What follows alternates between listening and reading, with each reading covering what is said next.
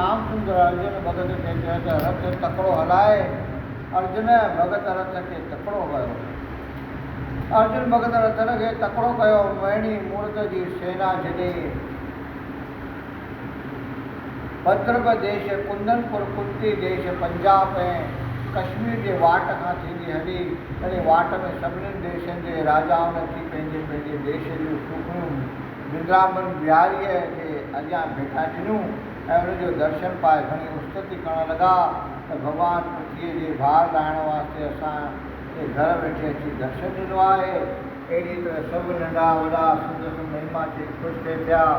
जॾहिं 3 ॾींहं द्वारकापुरी जे वेझो पहुची महाराजनि पंहिंजो पंचजन शंख वॼायो तॾहिं द्वारकावासी मुरली मनोहर जो अचणु ॿुधी ॾाढा ख़ुशि थिया ऐं श्री कृष्ण जे साम्हूं पंहिंजे पुट ऐं अनुरुद्ध पंहिंजे पोटे खे द्वारकापुरी जी रक्षा करण वास्ते छॾे वियो हो। तॾहिं शंख जो आवाज़ ॿुधंदे पंहिंजी सेना तयारु कई ऐं यादवनि ब्राह्मण ऐं ऋषियुनि खे साण करे सभु ॻाईंदा वॼाईंदा मुरली मनोहर खे वठण वास्ते अॻिते वधिया। द्वारका जो एतिरो प्रेम सां पंहिंजनि दरवाजनि अॻियां 16 सिंगार पाए आरती खणी श्री बिंद्राबन बिहारी जी पूॼा करण वास्ते बीह रहियूं। जंहिं वक़्तु श्याम सुंदर द्वारकापुरीअ में पेर घुमाया तंहिं वक़्तु सभई नंढा वॾा सुंदर दर्शन पाए गुलनि जूं वर्खाऊं करण लॻा। श्री नारायण भॻवान मुरली मनोहर सभु कंहिंखे आदर भाव कयो ऐं पंहिंजे मंदर में वञी माता पिता जे चरणनि ते सिर रखियो। वासुदेव देवकी राजा उग्रसेन पांडवनि जे जीत जो हाल ॿुधी ॾाढा ख़ुशि थिया ऐं सभिनी द्वारकावासियुनि दीनानाथ खे चयो त महाराज असां तव्हांजे ॾिसण खां सवाइ अंधनि वांगुरु हुआसीं।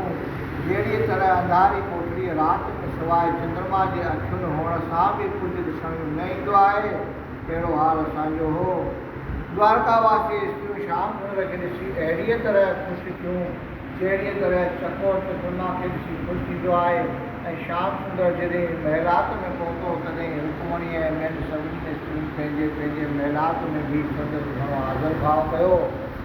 16 सिंगार करे राधे श्याम जे रिझाइण जो चिंतन करणु लॻियूं ऐं श्याम सुंदर हिकिड़ी साहित में पंहिंजे घणनि रूपनि सां सभिनी महिलातनि में वियो ऐं सभिनी जी आशा पूर्ण थी। बोल श्री कृष्ण भगवान की।